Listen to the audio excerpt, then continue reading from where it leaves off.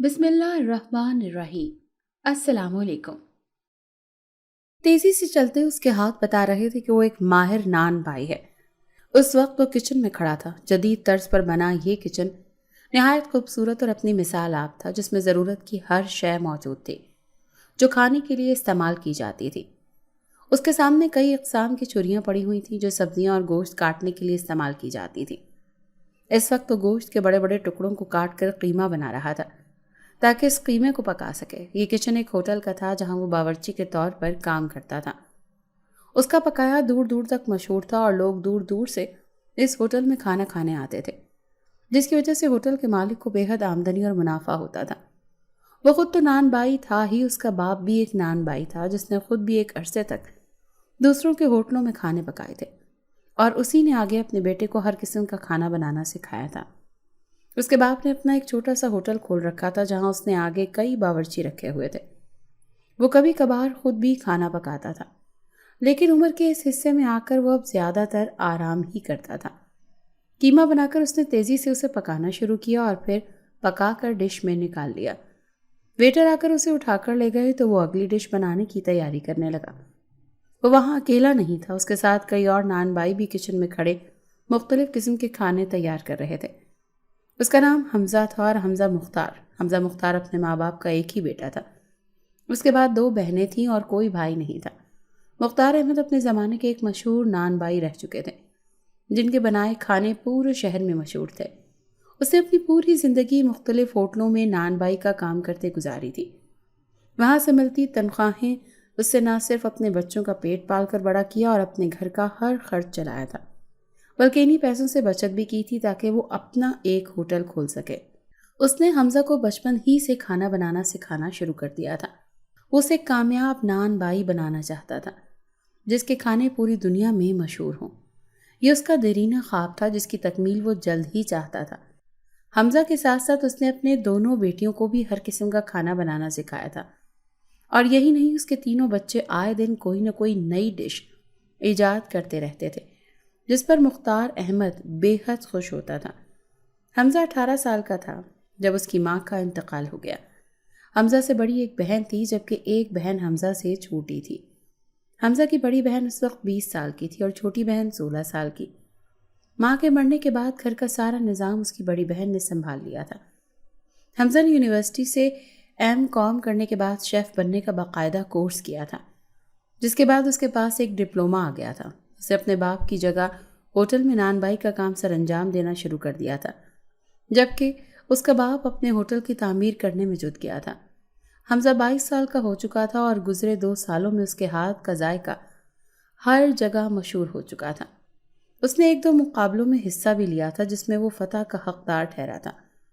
جس ہوٹل میں وہ کام کرتا تھا اس ہوٹل کا مالک اسے بہت کم تنخواہ دیتا تھا، جس کی وجہ سے اس نے کسی اور ہوٹل میں کام تلاش کرنا شروع کر دیا تھا، اور پھر اس نے ایک ہوٹل میں اپنی CV جمع کروائی تھی جس کے بعد اسے ہاتھوں ہاتھ لیا گیا تھا، کیونکہ وہ اپنے ہنر کی وجہ سے ہر جگہ مشہور ہو چکا تھا۔ تبھی ہر کوئی اسے اپنے کچن میں ہائر کرنا چاہتا تھا۔ حمزہ کو کامیاب ہوتا دیکھ کر اس کا باپ دل ہی دل میں بے حد خوش ہوتا تھا، جس نے اس کا سر فخر سے اونچا کر دیا تھا۔ لوگ اپنے بچوں کو ڈاکٹر، انجینئر، پائلٹ، فوجی اور نہ جانے کیا کچھ بنانا چاہتے ہیں، اور لوگوں کو لگتا ہے کہ نان بائی ایک حقیر پیشہ ہے، لیکن سچ تو یہ ہے کہ کوئی بھی پیشہ حقیر نہیں ہوتا، بلکہ ہر کام کی اپنی ایک الگ اہمیت ہوتی ہے۔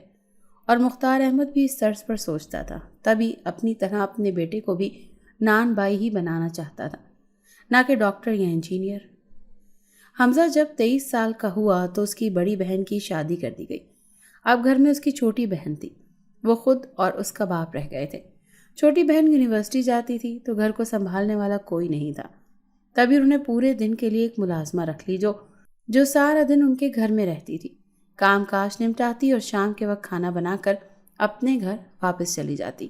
زندگی یوں ہی گزر رہی تھی۔ مختار احمد نے اپنا ہوٹل کھول لیا تھا جو کم ہی وقت میں بے حد مشہور ہو گیا تھا، اور لوگ جوک در جوک وہاں کھانا کھانے کے لیے آنے لگے تھے۔ ان کے ہوٹل میں معمول سے زیادہ رش ہوتا تھا۔ مختار احمد کا ہوٹل صبح 9 سے رات 10 بجے تک کھلا رہتا، اور مختار احمد بھی اس وقت تک وہیں رہتا جب تک ہوٹل کو بند نہ کر دیا جاتا۔ دوسری طرف حمزہ 6 بجے گھر واپس آ جاتا۔ ان کی زندگی خوشگوار چل رہی تھی، لیکن پھر زیادہ دیر تک خوشگوار نہ رہ سکی۔ نہ جانے کس کی نظر لگ گئی تھی، یہ قسمت کی ستم ظریفی تھی کہ ان کی زندگی معمول سے ہٹ گئی اور جمود کا شکار نظر آنے لگی۔ ہوا کچھ یوں کہ حمزہ اپنی زندگی میں بے حد مگن سا تھا جب اس کے باپ کے ہوٹل میں لوگوں کا آنا جانا کم ہو گیا، جس کی وجہ سے ان کی آمدنی بھی کم ہونے لگی۔ مختار احمد پریشان سا رہنے لگا تھا، جس کی وجہ سے حمزہ نے کسی پیر فقیر سے رابطہ کرنا چاہا تاکہ اس پریشانی کا حل ڈھونڈا جا سکے اور ہوٹل میں پہلے کی طرح لوگوں کو آنا جانا بحال ہو جائے۔ اسے کسی پیر کا پتہ اس کے ساتھی باورچی نے بتایا تھا۔ اس نے پیر کے آستانے پر پہنچ کر اسے اپنا مسئلہ بتایا تھا، جس پر پیر نے بتایا تھا کہ وہ اپنا اور اپنے گھر والوں کا صدقہ دے، زکوٰۃ دیا کرے اور غریبوں میں اپنے ہاتھوں سے بنا ہوا کھانا بنا کر تقسیم کرے۔ اس پیر کی بات سن کر اس کا شکریہ ادا کرتا ہوا واپسی کو ہو لیا۔ گھر آ کر اس نے کسی کو بھی بتائے بغیر اپنے باپ اور بہن کا صدقہ دیا تھا اور پھر زکوٰۃ بھی دی تھی۔ اس سے اگلے دن اس نے اپنے ہوٹل سے چھٹی کر لی تھی جہاں وہ کام کرتا تھا۔ بہن یونیورسٹی چلی گئی اور باپ ہوٹل چلا گیا تو اس نے اپنے ہاتھوں سے کھانا بنانا شروع کیا۔ بریانی کے ساتھ اس نے رائتہ بنایا اور پھر اس بریانی کو ڈبوں میں پیک کیا اور ان ڈبوں میں رائتہ شاپروں میں بند کر کے رکھا اور پھر غریبوں میں بانٹنے چلا گیا۔ اب ڈبوں کی تعداد 100 کے قریب تھی۔ وہ سب سے پہلے مسجد کے باہر موجود فقیروں کے پاس چاول بانٹنے آیا تھا۔ اس کے بعد بھی ڈبے بچ گئے تو وہ فٹ پاتھ پر موجود غریبوں میں وہ ڈبے بانٹنے لگا۔ پھر بھی ایک ڈبہ بچ گیا تھا جسے لے کر وہ گھر کی طرف روانہ ہوا تھا۔ وہ سب سے بھوکا تھا، تبھی بھوک کی وجہ سے اس کے پیٹ میں گڑگڑ ہونے لگی تھی۔ یہ ایک سنسان سی جگہ تھی مگر بھوک کی وجہ سے وہ وہیں رکا اور پھر ڈبہ کھول کر چاولوں پر رائتہ ڈال کر کھانے لگا۔ جہاں تک نگاہ دوڑاؤ وہاں تک ویران سی جگہ ہی نظر آ رہی تھی۔ کچھ جھاڑیاں بھی اگی ہوئی تھیں جو دور دور تک پھیلی ہوئی تھیں اور سڑک سے کافی دور دور اگی ہوئی تھیں۔ وہ اکتائی ہوئی سی غصے میں بھری وہاں پر موجود بیری کے درخت پر بیٹھی ہوئی تھی۔ وہ آج صبح اپنے ماں باپ سے جھگڑا کر کے یہاں اس ویرانے میں آ کر بیٹھی تھی۔ جھگڑے کی وجہ صرف اس کی ماں بنی تھی جو کہ اس کی سوتیلی ماں تھی۔ اس کی سگی ماں کی وفات اس کی پیدائش پر ہی ہو گئی تھی اور اس کی ماں کی وفات کے بعد اس کے باپ نے اس کی ماسی سے شادی کر لی تھی جو کہ اس کے باپ کی بیوی تو بن گئی مگر اس کی ماں نہیں بن پائی تھی۔ سگی خالہ ہونے کے باوجود وہ اسے اپنی سوتیلی اولاد سمجھتی تھی اور اس پر ظلم کرتی تھی۔ اس کے باپ کو اس کے بارے میں کوئی علم نہیں تھا کہ اس کی ماسی نے شادی کے بعد اس کے باپ کو اس طرح اپنے شیشے میں اتارا تھا کہ اس کا باپ اس کی ماسی کی ہر بات کو صحیح اور اپنی سگی بیٹی کو غلط سمجھتا تھا۔ اس کی ماسی اس کے باپ کے سامنے اس سے بے حد پیار سے پیش آتی تھی، جھوٹی فکر کرتی تھی اور اس کے باپ کو دکھانے کے لیے اس سے جھوٹا پیار جتاتی تھی جس پر اس کا باپ خوشی سے پھولے نہ سماتا تھا اور اپنی دوسری بیوی اور اس کی ماسی کو مزید عزت دینے لگتا تھا۔ اپنی ماسی کے ظلم اور باپ کی آنکھوں پر بندھی یقین کی پٹی کو دیکھ دیکھ کر وہ چڑھتی رہتی تھی اور اپنی سوتیلی ماں کو ستانے کا کوئی موقع ہاتھ سے جانے نہیں دیتی تھی، جس پر اس کی سوتیلی ماں یعنی ماسی مزید مرچ مسالہ لگا لگا کر اس کے باپ کو بتاتی تھی جس پر وہ اسے سزا دیتا تھا۔ آج بھی ایسا ہی ہوا تھا۔ اس کی ماسی نے جان بوجھ کر اسے مارنا چاہا تھا اور جب بدلے میں اس نے بھی اسے نقصان پہنچانا چاہا تبھی نہ جانے کیسے اس کا باپ وہاں آ گیا اور اس نے اسے اپنی ماسی پر حملہ کرتے دیکھ لیا اور اسے سزا کے طور پر نظر بند کرنا چاہا۔ اگر اس سے پہلے بھی وہ وہاں سے بھاگ کر یہاں آ گئی، وہ کوئی عام انسان ہوتی تو شاید اپنی ماسی کے ظلم ہی سہتی رہتی یا اپنے باپ کو غصے میں دیکھ وہاں سے بھاگ بھی نہ پاتی، لیکن وہ عام انسان نہیں تھی۔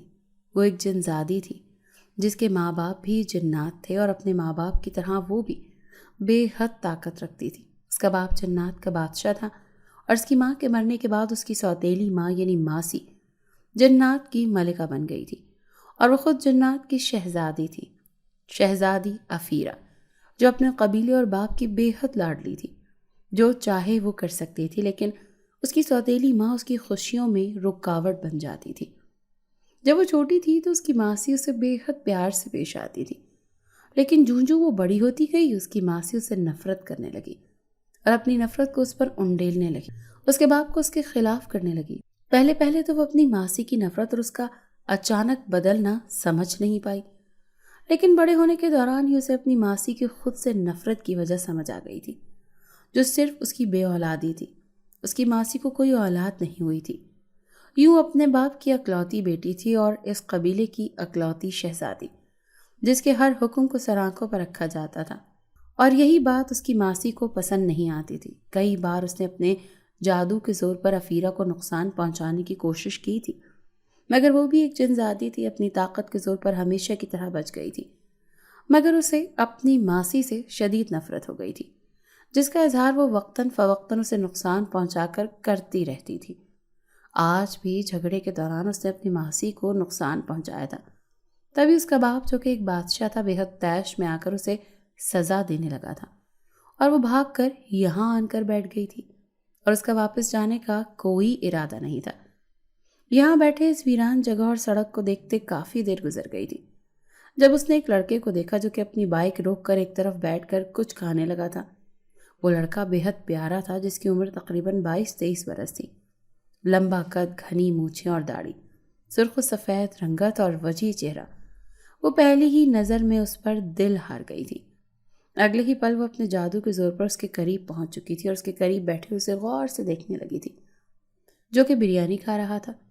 اس بریانی کی خوشبو بے حد زوراور تھی، اتنی اشتہا انگیز کہ شہزادی افیرہ کو اپنی بھوک جاگتی ہوئی محسوس ہوئی۔ اس بریانی کی خوشبو اسے اپنے ناک میں گھستی ہوئی محسوس ہو رہی تھی۔ اس نے خود ہی بریانی میں موجود گوشت کی بڑی سی بوٹی اٹھائی اور اسے کھا گئی، جس پر سامنے بیٹھا حمزہ چونک اٹھا۔ شہزادی افیرہ اسے نظر نہیں آ رہی تھی، نہ ہی وہ خود سے اسے دیکھ سکتا تھا۔ تبھی وہ گوشت کو خود سے غائب ہوتا دیکھ کر نہ صرف ڈر گیا تھا بلکہ اچھل کر کھڑا ہو گیا۔ شہزادی افیرہ اس کے گھبرانے پر مزے سے ہنسی، مگر نہ ہی وہ اسے دیکھ پا رہا تھا اور نہ ہی سن پا رہا تھا۔ شہزادی افیرہ نے دیکھا کہ وہ ادھر ادھر دیکھتا جیسے کسی کو ڈھونڈنے کی کوشش کر رہا تھا۔ شہزادی افیرہ نے یکدم اس کے کان کے قریب چٹکی بجائی تو وہ اچھل کر پیچھے ہٹا اور خوف زدہ سا ہو کر چیخ اٹھا۔ اس نے اد کھائی بریانی کا ڈبہ نیچے پھینکا اور دیسی سے اپنی موٹر سائیکل کی جانب بڑھا، اس پر بیٹھ کر گاڑی چلائی اور وہاں سے نکل گیا۔ شہزادی افیرہ نے ایک نظر اس کی دور جاتی گاڑی کو دیکھا اور پھر چٹکی بجا کر اس کے قریب پہنچ گئی۔ اب عالم یہ تھا کہ وہ بائک دوڑاتا اپنے گھر کی طرف جا رہا تھا، جبکہ شہزادی افیرہ اس کے برابر میں اڑتی ہوئی اس کے ساتھ ساتھ ہی موجود تھی، جس سے وہ انجان تھا۔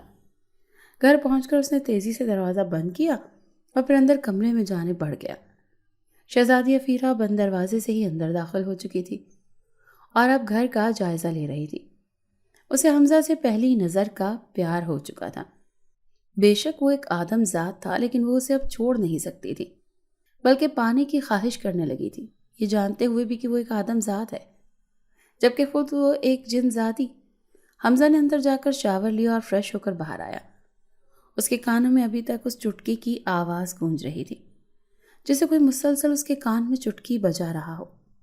یہی نہیں، اس کی آنکھوں کے سامنے سے وہ منظر ہٹ نہیں رہا تھا جب وہ گوشت کی بوٹی خود بخود وہاں سے غائب ہو گئی تھی۔ یہ منظر جھٹلانے والا نہیں تھا اور نہ ہی وہ جھٹلا پا رہا تھا کہ خود بخود گوشت کی بوٹی غائب نہیں ہو سکتی تھی۔ اس نے خود پر آیت الکرسی پڑھ کر پھونکی اور پھر کچن میں جا کر کھانا کھانے لگا۔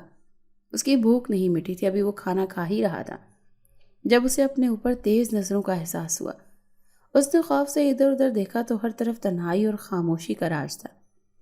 وہاں اس کے اور گھر کے سامان کے علاوہ اور کوئی بھی نہیں تھا، لیکن پھر بھی اسے وہاں مسلسل کسی کی موجودگی کا احساس ہو رہا تھا، مگر کوئی بھی اسے نظر نہیں آ رہا تھا، جس کی وجہ سے اس کا خوف مسلسل بڑھ رہا تھا۔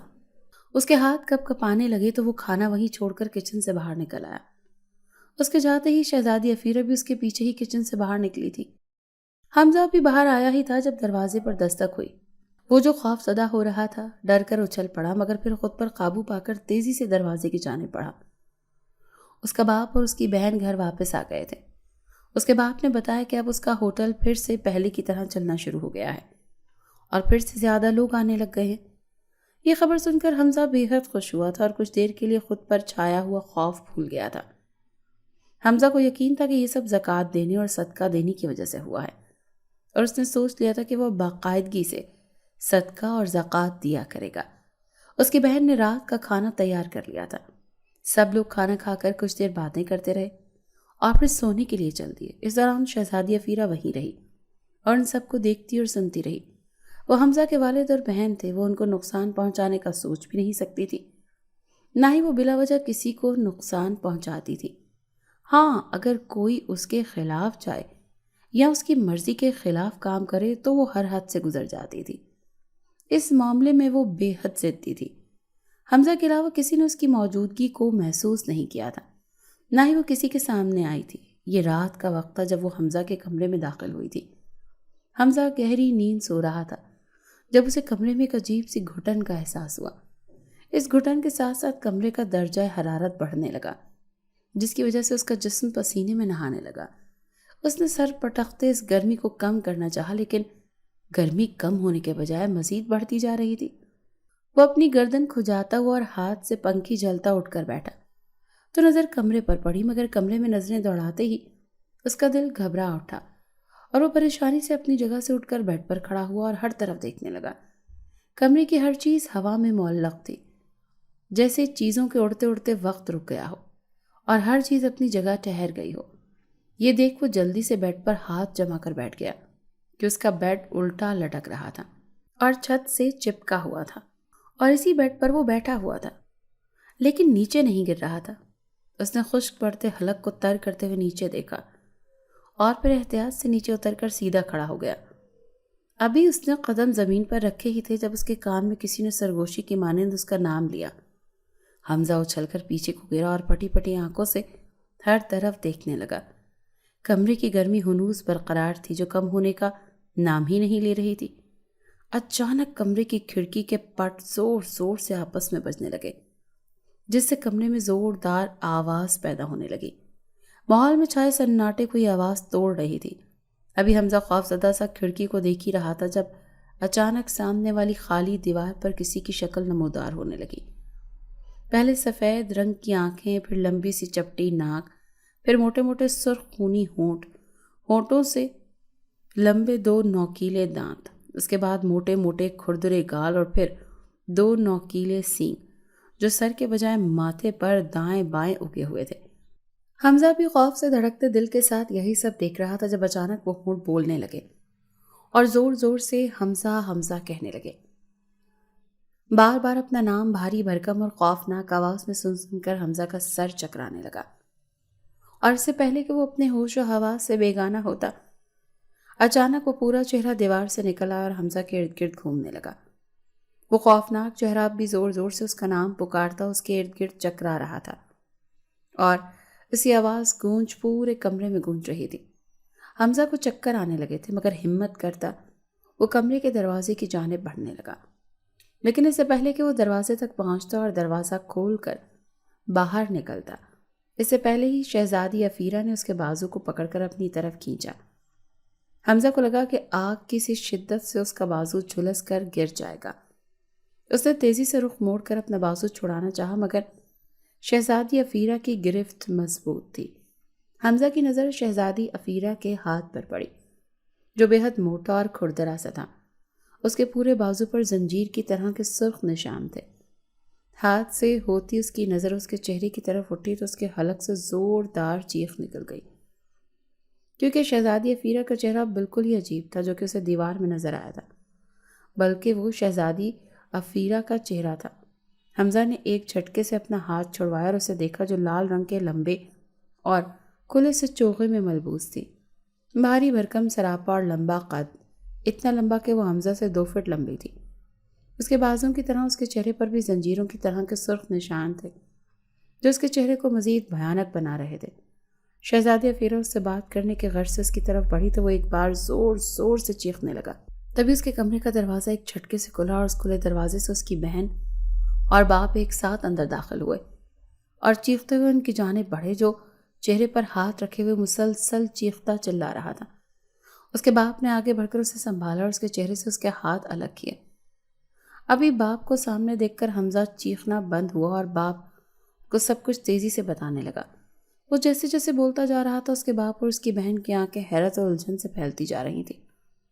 وہ بول کر چپ ہوا اور کمرے کی طرف اشارہ کر کے بتانے لگا کہ یہاں وہ چڑیل جیسی عورت موجود ہے، اور کمرے کی ہر چیز الٹی لٹکی ہوئی تھی۔ اس کے باپ اور بہن نے ایک نظر حمزہ کو دیکھا اور پھر کمرے پر نگاہ دوڑائی اور پھر خشمگی نگاہوں سے حمزہ کو دیکھا۔ ان کو خود کو گھورتے پا کر پورے کمرے میں نگاہ دوڑائی، مگر کمرے پر نگاہ پڑتے ہی اس کا دماغ بھگ سے اڑ گیا۔ پورا کمرہ تو بالکل ٹھیک ٹھاک اور اپنی پہلی سی حالت میں موجود تھا۔ کوئی چیز بھی الٹی حالت میں نہیں تھی، نہ ہی اس کا بیڈ الٹا تھا، چھت سے لٹکا ہوا تھا، بلکہ سیدھا پہلے کی طرح زمین پر موجود تھا۔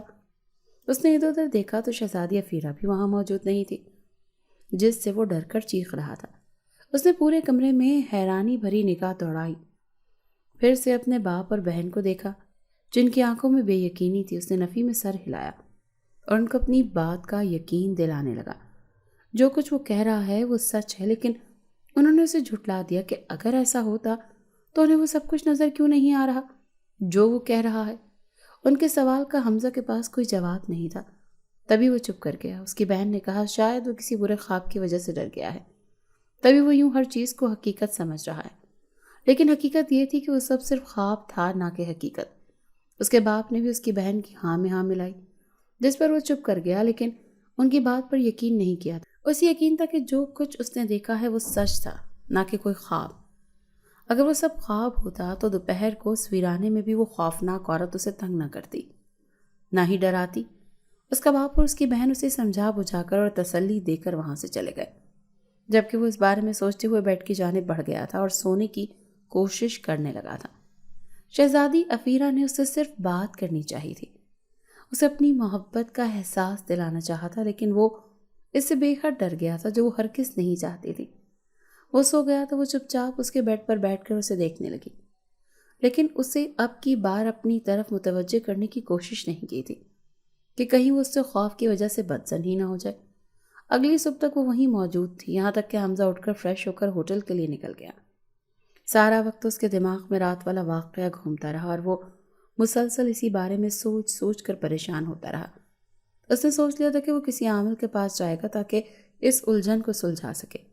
بھلے ہی اس کے باپ اور بہن نے اس کی بات پر یقین نہیں کیا تھا، لیکن اسے یقین تھا کہ وہ کوئی جن زادی ہی تھی جو اس ویرانے سے اس کے پیچھے پڑ گئی تھی، اور اس کا حل صرف کسی عامل کے پاس ہی ہو سکتا تھا۔ اس نے سوچ لیا تھا کہ وہ اپنی باپ اور بہن کے علم میں لائے بغیر کسی عامل کے پاس جائے گا۔ ہوٹل میں مختلف ڈشیں تیار کرنے کے دوران اس نے اپنے ساتھی باورچی سے باتوں باتوں کے دوران ہی ایک عامل کا پتہ لے لیا تھا، تاکہ جلد از جلد اس مصیبت سے چھٹکارا پا سکے، اس سے پہلے کہ اسے کوئی بڑا نقصان ہو جائے۔ شہزادی افیرہ جو کہ وہیں موجود تھی، اس کی اس سوچ کو پڑھ چکی تھی اور اسے حمزہ پر بے حد غصہ آیا تھا، جو اسے دور جانے کا سوچ رہا تھا۔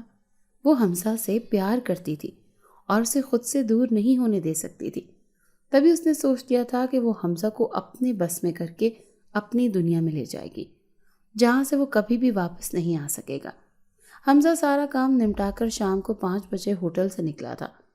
اپنی موٹر سائیکل پر وہ عامل کے آستانے پر جا رہا تھا، جہاں کے بارے میں اس کے ساتھی باورچی نے اسے بتایا تھا۔ غصے میں بھری شہزادی افیرہ بھی اس کے ساتھ ساتھ ہی تھی۔ وہ عامل کے آستانے پر پہنچ چکا تھا۔ شہزادی افیرہ کو یقین تھا کہ وہ عامل اس کا کچھ نہیں بگاڑ پائے گا، تبھی حمزہ کو اس کے پاس جانے دیا تھا۔ اس کے پاس تو وہ حمزہ کو اپنے ساتھ ہی لے جانے والی تھی۔ حمزہ آستانے کے اندر جا چکا تھا، جبکہ شہزادی افیرہ اندر نہیں جا پائی تھی، جس پر وہ پیچ و تاب کھا کر رہ گئی۔ تقریباً آدھے گھنٹے بعد حمزہ وہاں سے نکلا۔ اس کے چہرے پر چھائے پریشانی کے تاثرات کو شہزادی افیرہ دیکھ چکی تھی۔ اسے عامل نے بتایا تھا کہ اس پر ایک شہزادی جو کہ ایک جنزادی ہے وہ عاشق ہو گئی ہے، اور اسی ہی رات کو حمزہ نے اپنے کمرے میں دیکھا تھا۔ اور یہی نہیں، وہ شہزادی ہر وقت اس کے ساتھ ساتھ رہتی ہے اور ابھی بھی اس آستانے تک اس کے پیچھے پیچھے آئی ہے، لیکن اس عامل کی طاقت کی وجہ سے آستانے کے اندر داخل نہیں ہو سکی۔ عامل کی یہی باتیں حمزہ کو پریشان کر چکی تھی کہ وہ شہزادی افیرہ ہر وقت اس کے ساتھ موجود ہوتی ہے۔ تبھی اسے ہر وقت احساس ہوتا تھا کہ کوئی اس کے قریب موجود ہے، اور اب اسے پتہ چلا تھا کہ یہ وہی شہزادی جنزادی ہے۔ عامل نے اسے ایک تعویذ بنا کر دیا تھا، جسے وہ منڈوانے کے لیے دکان پر جا رہا تھا تاکہ اس عامل کی ہدایت کے مطابق اسے اپنے گلے میں پہن سکے۔ شہزادی افیرہ کو بھی اس تعویذ کی خبر ہو گئی تھی۔ وہ ایک نان بائی کا بیٹا تھا جس کے پیار میں شہزادی افیرہ مبتلا ہو گئی تھی، اور اب وہ اسے حاصل کرنا چاہتی تھی۔ اس سے پہلے کہ وہ دکان پر پہنچتا، شہزادی افیرہ نے اس کی موٹر سائیکل کو زوردار دھکا دیا، جس کی وجہ سے حمزہ توازن برقرار نہ رکھ سکا۔ اور موٹر سائیکل سمیت لڑکتا ہوا سڑک پر جا گرا۔ اس کے ہاتھ سے تعویذ ٹوٹ کر نہ جانے کہاں گر گیا تھا۔ حمزہ کی موٹر سائیکل جگہ جگہ سے ٹوٹ گئی تھی، لیکن حمزہ کو زیادہ چوٹیں نہیں آئی تھیں، بس بازوؤں پر خراشی آئی تھی اور اپنے کپڑے جھاڑ کر کھڑا ہو گیا تھا۔ موٹر سائیکل کا جائزہ لینے کے بعد وہ تعویذ ڈھونڈنے لگا جو اس کی شہزادی افیرہ جنزادی سے حفاظت کرتا، مگر اسے ڈھونڈنے سے بھی وہ تعویذ نہ ملا۔ وہ بھی اس تعویذ کو ڈھونڈ ہی رہا تھا جب اچانک اس کے ارد گرد گرد و غبار اور دھوئیں کے بھنور بننے شروع ہو گئے، جو پہلے اس کے پیروں تک، پھر کمر تک اور پھر آہستہ آہستہ بلند ہوتے اس کے سر کو ڈھانپ گئے۔ اب اس کا پورا وجود اس بھنور میں چھپ گیا تھا جو اس کے ارد گرد گھیرا تنگ کرتا مسلسل چکرا رہا تھا۔ حمزہ کو چکر سے آنے لگے، مگر اس سے پہلے کہ وہ گرتا، اچانک وہ بھنور اس کے گرد سے ختم ہو گیا۔ حمزہ اس سے پہلے کہ اس بھنور کے غائب ہو جانے پر خوش ہوتا، یہ دیکھ کر گھبرا گیا کہ وہ ایک قبرستان میں تھا جہاں ہر طرف قبریں ہی قبریں تھیں۔ یہاں پر شام کا نہیں، گہری رات کا وقت تھا اور ہر طرف اندھیرا تھا اور گہرا سناٹا چھایا ہوا تھا۔ ایسے میں جھینگروں کے بولنے کی آواز اس کے حواسوں کو مزید خوف زدہ کر رہی تھی۔ اسے حیرت اور خوف نے گھیرا ہوا تھا کہ وہ یہاں آیا کیسے، جبکہ وہ تو سڑک پر گرا ہوا تھا۔ ابھی وہ یہی سب سوچ رہا تھا جب اچانک اس کے ارد گرد ہواؤں کی سرسراہٹ ہونے لگی۔ یہی نہیں بلکہ اسی سرسراہٹ میں عجیب سی سرگوشیاں تھیں جو مسلسل اسی کا نام پکار رہی تھی۔ یہ سب کچھ دیکھ کر اس کے رونگٹے کھڑے ہونے لگے اور اس کا جسم پسینے میں ڈوبنے لگا۔ اچانک اس کی آنکھوں کے سامنے تیز روشنی چمکی جس سے اس کی آنکھیں چندیا گئیں۔ اس نے اپنی آنکھوں کو مسل کر کھولا تو خوف سے اس کا حلق خشک ہو گیا، کیونکہ اس کے سامنے ہی شہزادی افیرہ کھڑی اپنی خوفناک مسکراہٹ اس کی طرف اچھال رہی تھی۔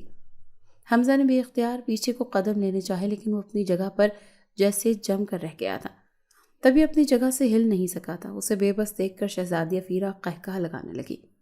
اس کے قہقہے کی گونج پورے قبرستان میں پھیل گئی تھی، جو حمزہ کے خوف میں زیادتی کا باعث بن رہی تھی۔ اچانک اس نے ہنسنا بند کیا اور سنجیدگی سے حمزہ کو دیکھ کر اپنے بھاری بھرکم اور گونجتی آواز میں حمزہ سے بولی کہ مجھے تم سے پیار ہو گیا ہے۔ تم ایک نان بائی کے بیٹے ہو اور آدم زاد ہو، لیکن مجھے اس سے فرق نہیں پڑتا۔ میں ایک جنزادی ہوں اور جنات کے بادشاہ کی بیٹی ہوں۔ اس کی باتیں حمزہ کو ڈرا رہی تھی۔ تبھی وہ نفی میں سر ہلا کر ہکلاتا ہوا بولا کہ میں تمہیں پسند نہیں کرتا، نہ ہی میں تمہاری دنیا میں جاؤں گا، مجھے جانے دو۔ اس کی بات سن کر شہزادی افیرہ کے چہرے پر غصے کے تاثرات چھلکنے لگے اور اس کے ساتھ ہی اس کے ماتھے پر موجود 2 سینگوں کے آگے والے نوکیلے حصے روشن ہونے لگے اور وہ روشنی لال رنگ کی تھی۔ حمزہ حیرت اور خوف سے یہ سب کچھ دیکھ رہا تھا۔ شہزادی افیرہ نے کہا کہ یہ بات کہہ کر تم نے میرے غصے کو ہوا دی ہے۔ اب تمہیں مجھ سے کوئی الگ نہیں کر سکتا اور میں تمہیں اپنے ساتھ لے جا کر رہوں گی اور کبھی تمہیں اس دنیا میں واپس نہیں آنے دوں گی۔ اتنا کہہ کر اس نے حمزہ کے انکار پر پرواہ کیے بغیر ہی اس کے گرد چکر لگانے شروع کر دیے اور اس کی سپیڈ اتنی تیز تھی کہ حمزہ کی نظر اس پر ٹھہر نہیں رہی تھی۔ ایسا لگ رہا تھا جیسے ہوا کے جھونکے اس کے ارد گرد لہرا رہے ہوں۔ وہ نہ صرف اس کے گرد چکرا رہی تھی بلکہ زیر لب کچھ بڑھتی جا رہی تھی اور اس کی آواز اتنی اونچی ضرور تھی کہ پورے قبرستان میں گونج رہی تھی۔ وہ کیا پڑھ رہی تھی حمزہ کو لاکھ کوشش کے بعد بھی سمجھ نہیں آیا تھا۔ اس کے اپنے گرد چکرانے سے حمزہ کو چکر محسوس آنے لگے۔ وہ تقریباً آدھے گھنٹے تک یہ عمل کرتی رہی اور پھر ایک جھٹکے سے حمزہ کے عقب میں آن رکی۔ حمزہ سانس روکے اسے اپنے عقب میں کھڑا محسوس کر رہا تھا۔ اچانک حمزہ کے سامنے ہی ایک قبر جھٹکے سے پھٹی۔ قبر پہلے اپنی صحیح سلامت حالت میں تھی مگر اب پھٹ چکی تھی۔ مگر یہ دیکھ کر حمزہ کو حیرانی ہوئی کہ قبر بالکل خالی تھی۔ اس کے قبل وہ اپنی حیرت سے باہر آتا اچانک شہزادی افیرہ نے اسے اپنے پیچھے سے دھکا دیا اور وہ سیدھا اس قبر میں جا گرا۔ اس اچانک افتاد سے وہ ابھی سنبھل نہیں پایا تھا کہ شہزادی افیرہ بھی اس قبر میں داخل ہو گئی۔ تبھی اس قبر کی سل برابر ہو گئی اور قبر میں گھپ اندھیرا چھا گیا۔ وہ زندہ حالت میں قبر کے اندر موجود تھا۔ خوف سے اس کی چیخیں نکل رہی تھیں۔ ادھر ادھر ہاتھ مارتا وہ باہر آنے کی کوشش کرنے لگا مگر ہر کوشش ناکام رہی۔ شہزادی افیرہ اسے زبردستی اس عمل سے اپنی دنیا میں لے جا رہی تھی، کیونکہ سیدھا بغیر کسی عمل کے اپنی دنیا میں وہ اسے نہیں لے جا سکتی تھی، کیونکہ وہ ایک انسان تھا اور انسان اتنی آسانی سے جنات کی دنیا میں نہیں جا سکتے۔ اچانک قبر گھومنے لگی، یہ شاید حمزہ کو ایسا لگا تھا کیونکہ وہ خود پورا کا پورا ہی گھوم رہا تھا۔ شہزادی افیرہ اسے اس اندھیرے میں دکھائی نہیں دے رہی تھی۔ اچانک اس اندھیرے میں اسے شہزادی افیرہ کی آنکھیں نظر آئیں جو سرخ رنگ کی تھیں۔ وہ تیزی سے پیچھے کو کھسکا مگر پیچھے ذرا سی بھی جگہ نہیں تھی۔ وہ قبر کی دیوار سے جا ٹکرایا۔ اچانک شہزادی افیرہ کی آنکھیں اس کی آنکھوں کے قریب آنے لگی۔ حمزہ نے دور ہونا چاہا مگر ناکام رہا۔ وہ آنکھیں اس کے قریب آتی آتی اس کی آنکھوں میں گھس گئیں، جس سے اس کے جسم کو ایک زوردار جھٹکا لگا اور اس کا جسم زور سے اچھلا۔ اچھلنے سے اس کا جسم قبر کی چھت سے ٹکرایا۔ اس کی آنکھوں کے سامنے اندھیرا چھا گیا اور اگلے ہی پل وہ اپنے ہوش و حواس کھو بیٹھا۔ شہزادی افیرہ نے خود سے بے ہوش کیا تھا تاکہ وہ بآسانی اسے اپنی دنیا میں لے جا سکے۔ وہ لڑ جھگڑ کر وہاں سے بھاگی تھی۔ نہ جانے بادشاہ کتنے غصے میں ہوتا مگر اسے پرواہ نہیں تھی۔ قبر گھومنا بند کر چکی تھی۔ تبھی شہزادی افیرہ نے چٹکی بجائی تو وہ ایک بند کمرے میں پہنچ چکی تھی۔ وہ بالکل قدیم زمانے کی شہزادیوں کے ایک کمرے جیسا بنا ہوا تھا۔ حمزہ کا بے ہوش غفلت بھرا وجود اس کے ساتھ ہی بائیں طرف ہوا میں معلق تھا۔ اس نے ہاتھ سے اشارہ کیا تو اس کا بے ہوش جسم جا کر مسہری پر دراز ہو گیا۔ شہزادی افیرہ اسے ایک نظر دیکھ کر کمرے سے باہر نکل گئی۔ حمزہ کو ہوش آیا تو اس کا سر بے حد بھاری ہو رہا تھا۔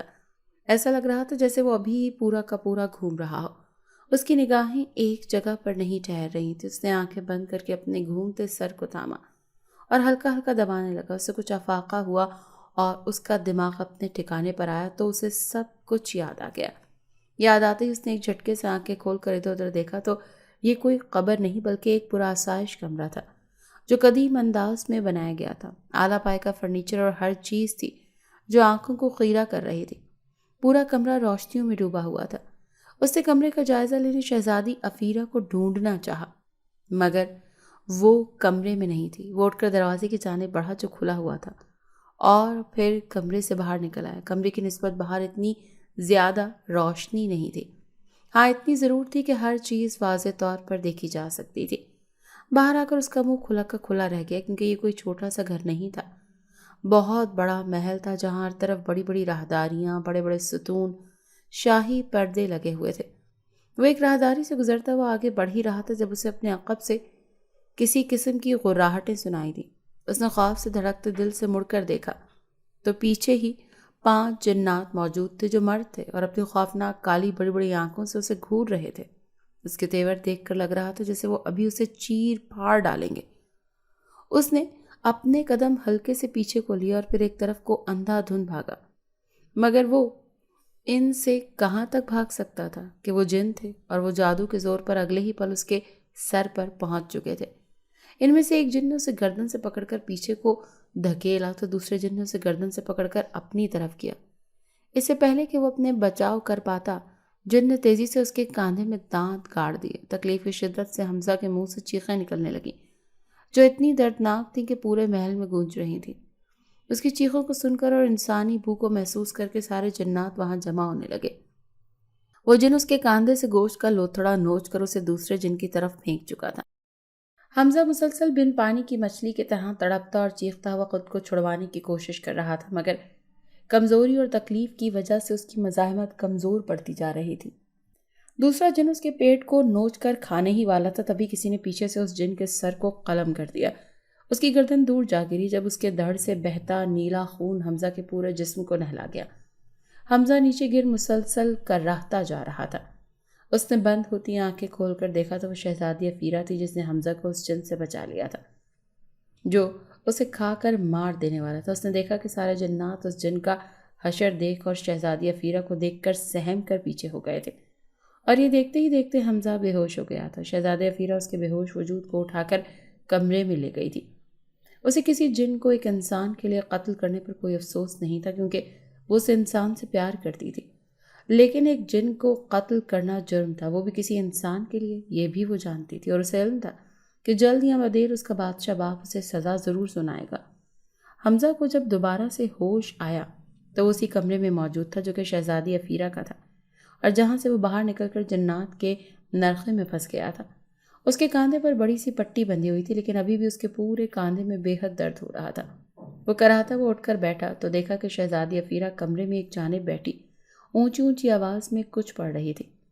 ساتھ ہی ساتھ اس کے ہاتھ میں ایک بڑی سی مالا کے دانے بھی تھے جو پھر رہے تھے۔ اس نے حمزہ کو نہیں دیکھا تھا لیکن پھر بھی حمزہ نے اس کمرے کے باہر جانے کی حماقت نہیں کی تھی کیونکہ پہلے ہی باہر جا کر وہ نقصان اٹھا چکا تھا۔ اب کی بار وہ ایسا کوئی نقصان اٹھانا نہیں چاہتا تھا۔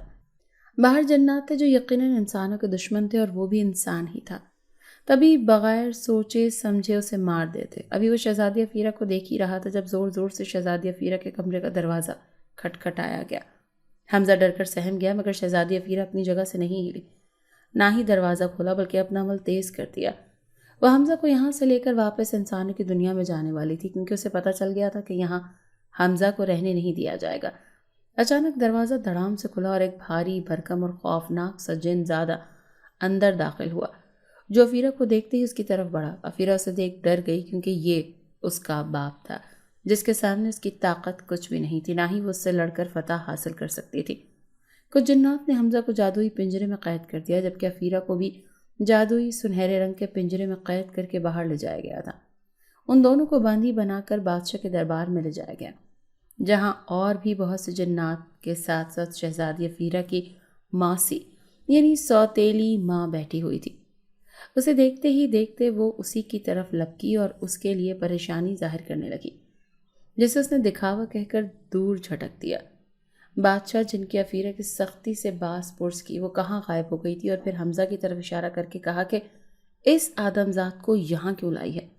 شہزادی افیرہ پہلے تو چپ رہی، پھر بتایا کہ اسے اپنی سوتیلی ماں نہیں پسند، کیونکہ وہ اس کے باپ کو اس کے خلاف بھڑکاتی ہے، جس کی وجہ سے اس کا باپ اس پر یقین نہیں کرتا، نہ ہی اس سے پیار کرتا، اسی لیے وہ یہاں سے چلی گئی تھی، اور حمزہ سے وہ پیار کرتی ہے، تبھی اسے یہاں لے کر آئی ہے تاکہ اس سے شادی کر سکے۔ اس کی بات سن کر بادشاہ نے کہا کہ اس کی ماسی کو اپنے کیے کا احساس اس کی جدائی میں ہو چکا ہے، اور اس نے بادشاہ کو ساری حقیقت بھی بتا دی تھی اور اس سے معافی بھی مانگ لی ہے۔ بادشاہ نے اسے معاف کر دیا ہے، تو اب افیرہ بھی اسے معاف کر دے۔ شہزادی افیرہ کو حیرت ہوئی اور اپنی سوتیلی ماں کو دیکھا، جو ناٹک نہیں کر رہی تھی بلکہ بھرے دربار میں اس سے معافی مانگ رہی تھی۔ شہزادی افیرہ نے کچھ دیر کی سوچ بچار کے بعد اپنی سوتیلی ماں کو معاف کر دیا۔ اس کے بعد بادشاہ نے حمزہ سے پوچھا کہ کیا وہ شہزادی افیرہ کو پسند کرتا ہے اور اس سے شادی کا خواہش مند ہے، جس پر حمزہ نے تیزی سے نفی میں سر ہلا دیا کہ شہزادی افیرہ اسے زبردستی اپنی دنیا میں لائی ہے تاکہ اسے اپنے قابو میں کر کے اس سے شادی کر سکے۔ وہ شہزادی افیرہ کو پسند نہیں کرتا اور نہ ہی اس سے شادی کرنا چاہتا ہے، بلکہ اپنی دنیا میں واپس جانا چاہتا ہے۔ اس کی ساری بات سن کر بادشاہ نے شہزادی افیرہ کو دیکھا، جو غصے سے حمزہ کو دیکھ رہی تھی۔ اس نے پنجرے کے اندر ہی دھاڑنا اور چیخنا چلانا شروع کر دیا، جس سے حمزہ سہم گیا، مگر تبھی بادشاہ نے شہزادی افیرہ کے قریب آ کر پنجرے کے اندر ہاتھ ڈال کر اس کے سر پر ہاتھ رکھا اور پھر زیر لب کچھ پڑھا۔ شہزادی افیرہ کچھ ہی دیر میں بے ہوش ہو کر گر گئی۔ اس کے بعد بادشاہ حمزہ کے پاس گیا اور اسے ایک تعویذ بنا کر دیا اور کہا، یہ تعویذ اپنے گلے میں پہن لو، تمہیں میں تمہاری دنیا میں بھیج دوں گا، اور شہزادی افیرہ اب اپنی مرضی سے نہ تو انسانی دنیا میں جا سکے گی، نہ ہی اسے تمہارے بارے میں کچھ یاد رہے گا۔ اس تعویذ کی وجہ سے تم سبھی جنات سے محفوظ رہو گے۔ حمزہ نے سر ہلا کر وہ تعویذ پہن لی اور بادشاہ کے کہنے پر اپنی آنکھیں بند کر لیں۔ اگلے ہی پل اس کی آنکھیں کھلیں تو وہ اپنی ٹوٹی ہوئی بائک کے پاس کھڑا تھا۔ اس نے خدا کا شکر ادا کیا اور ٹوٹی ہوئی بائک لے کر گھر کی طرف روانہ ہو گیا۔ اس کا باپ اور بہن اس کی ٹوٹی بائک دیکھ کر پریشان ہو گئے، جس پر اس نے چھوٹے سے ایکسیڈنٹ کا کہہ کر ٹال دیا۔ اس کے بعد اس نے دوسروں کے ہوٹل میں نوکری کرنا چھوڑ دی اور اپنے ہوٹل میں کام کرنے لگا، جس سے اس کا ہوٹل مزید ترقی کرنے لگا۔ ہوٹل کی ترقی سے انہیں بہت آمدن ہونے لگی تھی اور انہوں نے اپنے ہوٹل کی مزید تعمیر شروع کروا دی تھی تاکہ ہوٹل کو مزید وسیع کیا جا سکے اور وہاں ایک وقت میں کئی لوگ کھانا کھا سکیں۔ وہ اس واقعے کو بھول کر ایک بار پھر اپنی زندگی میں مگن ہو چکا تھا، مگر اس نے کبھی بھی جنات کے بادشاہ کا دیا ہوا تعویذ اپنے گلے سے نہیں اتارا تھا کہ اب وہ کسی اور جن کا شکار نہیں بننا چاہتا تھا۔ اگر آپ کو آج کی ہماری کہانی پسند آئی ہے تو اسے لائک کیجیے اور اپنے پیاروں کے ساتھ شیئر کیجیے۔